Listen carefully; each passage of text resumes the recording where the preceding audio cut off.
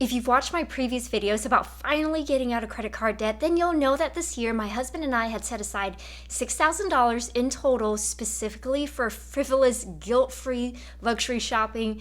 And man, oh man, did I have big plans for how I wanted to spend my $3,000. But I also mentioned that unfortunately one of my parents experienced a medical emergency that not only required me to pull out some emergency funds to help them offset some of those costs, but it also prevented us from taking the summer shopping vacation we had originally planned to take to blow that money. In the end, it just didn't feel right to go on a completely self-indulgent trip, especially if something was to come up during the trip and we would have to scramble to find a way to get home to help. But such is life, right? Were we disappointed? Actually not at all, because shopping is so inconsequential compared to the bigger picture, and at the end of the day, we were just happy that they're okay, and we were happy that we could be there to help support them, and that we are taking steps to ensure that we are financially able to continue to provide support to them when and as needed. So having an emergency fund earmarked to cover those unexpected situations is something we were so glad to have, and we didn't have to pull any funds from our fund money account to cover these emergencies. Now that being said, I still want to make a video to reminisce about how I was originally going to spend my luxury fund money. In my most recent unboxing video, I did pick up several items from the RealReal, and that totaled about $600, so just FYI, that came out of this fund money account. I also ended up buying a long trench coat from Coach online for about $230. I am a sucker for a good trench coat. So this originally retailed for I think $7.85, so it's about 70% off. And what drew me to this coat was the length, the quilted lining on the inside, and the removable hood. I also got a free cosmetic pouch along with it, which is nice. Now these purchases weren't originally part of the plan, but the original plan went out the window when we decided not to take our trip. And also, what I finally decided to do instead was to put the rest of my remaining now $2,200-ish towards my fund money allocation for the second half of the year. Yes, I could easily still purchase some of these items I want online like I did with the RealReal and Coach, but I might as well just let that accumulate a bit to see what else we can afford later this year. Plus, I'm kind of missing the in-person shopping experience, so I'm okay waiting this time around and just laying low this summer. But I do want to share with you my thoughts these past couple of months, knowing that I had $3,000 earmarked for guilt-free luxury shopping. I'm not gonna lie, I spent a lot of time earlier this year fantasizing and daydreaming about how I would spend that money, and it came down to several combinations of brands and items. Now first, it really boiled down to 3 brands: Hermes, Chanel, and Dior, and next it boiled down to 3 categories: accessories, shoes, and ready-to-wear.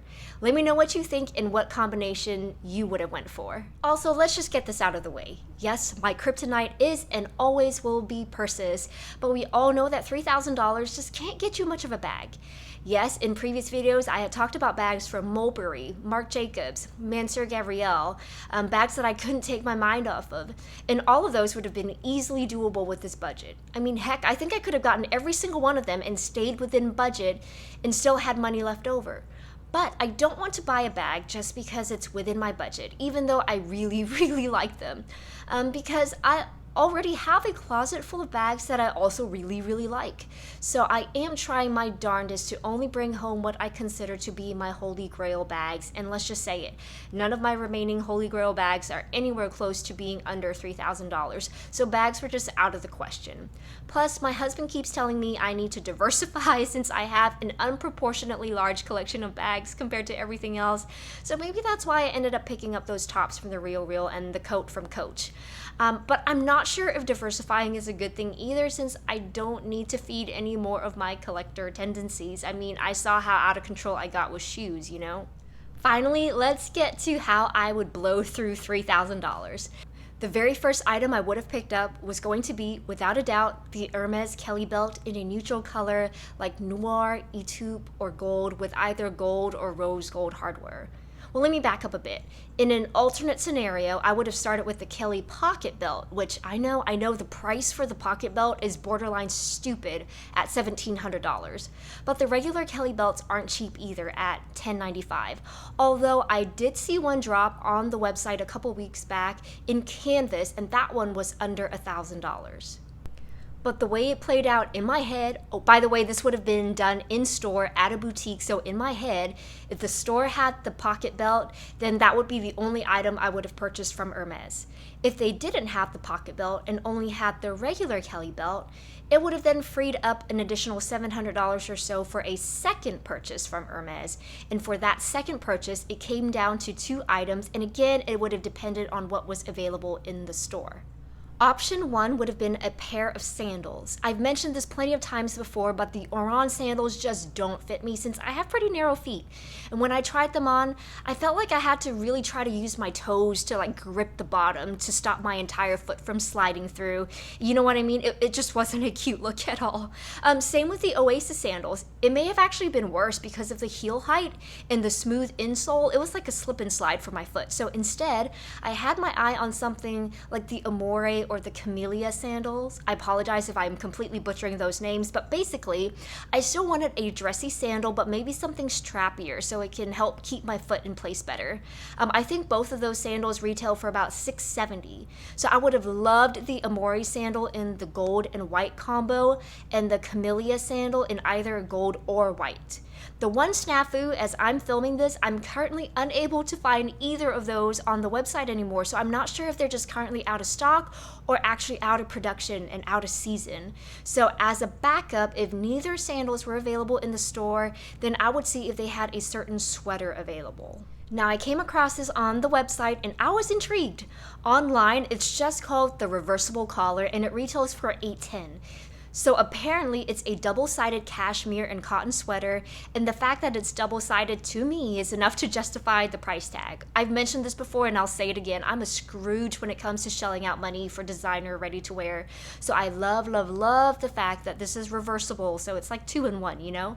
I've seen it online in 2 colors. I've seen it in violet and in beige, and I may be open to the violet one because I feel like that's a color I can pull off, although I personally lean towards the beige, which I know is super boring and kind of basic, but I can't help it. I like what I like. Now, can I technically purchase all of these online? Well, maybe some of the items I used to be able to, but I mean, they are still currently dropping Kelly belts and pocket belts pretty consistently on the website nowadays. However, I feel like the sandals and that sweater is a little bit of a crapshoot at the moment just because I'm not seeing them on all the time. I saw them pretty consistently earlier on when I made this list, but recently not so much. But it doesn't really matter because I don't think I will be making any of these purchases online anyway, only because that's a lot of money not to count. You know what I mean? I've mentioned it before, I'm not technically on the alleged Hermes journey, and I've bought plenty of stuff online in the past, but this here would be a substantial enough purchase that I would hate to waste it on an online purchase. Also, I would want to try the sandals and the sweater on just to make sure that they'll actually work for me, and I don't want to go through the hassle of trying to return them online. I'm usually okay buying sneakers online, but everything else I'd much rather have a chance to try them on in person first. So that takes care of Hermes. Now, if I was successful at Hermes, that would leave me with approximately $1,000, give or take, which again isn't a lot, so I have to be really strategic. In my mind, the game plan would have been something like this. After hitting Hermes successfully, we would next venture into Dior, where there are 2 items I would consider purchasing depending on size availability, and both are shoes. The priority shoe would be the Dior Star sneakers, and those retail for $890. Do I need another pair of white designer sneakers? Probably not, but I'm gonna be honest. I've been drawn to those shoes more than I've been drawn to any others, and there's just something about it, and it's just my style.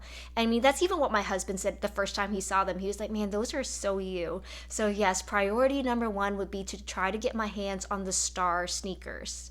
Oh, and it would be a very specific style because there are 2 that are very similar. They are both in white. One has a solid gold star detail while the other has just the outline of the star detail. I think the one with the solid gold is a little too flashy for my taste, but I think the other one is just perfection. I think that the softer tone of the gold accent, it's more like a rose gold. I think it just has a much classier, cleaner look, and that's just my opinion.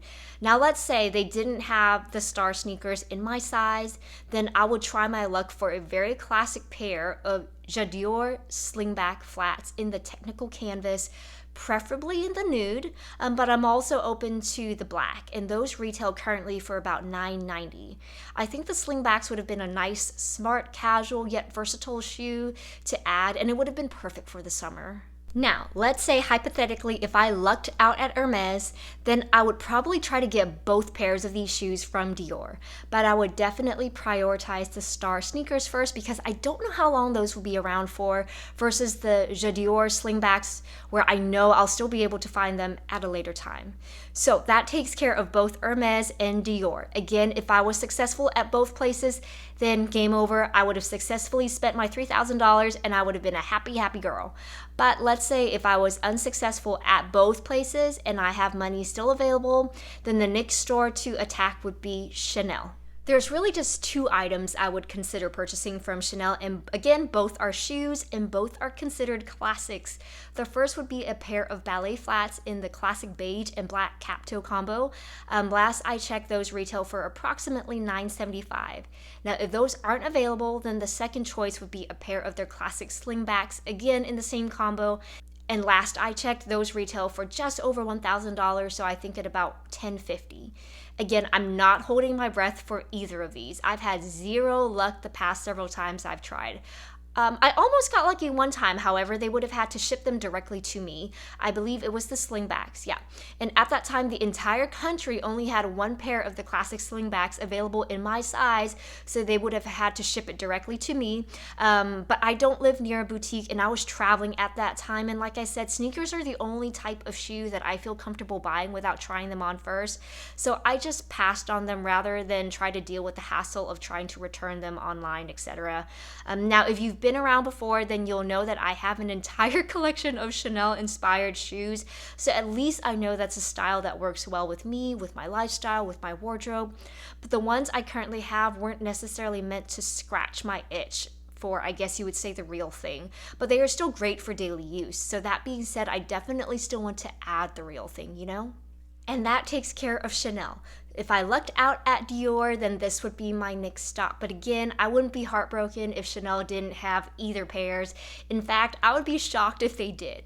Now, if none of these items were available from either Hermes, Dior, or Chanel, then I think I would simply just put that money aside and let it snowball for the second half of the year. That was the original plan, at least, because we're now down to $2,200 to put aside for our next fun money goal, which I am still trying to decide how much to put aside, whether we should go for another $6,000 in total or go for more or for less. We'll just see when the summer's over and when my paychecks start coming in again.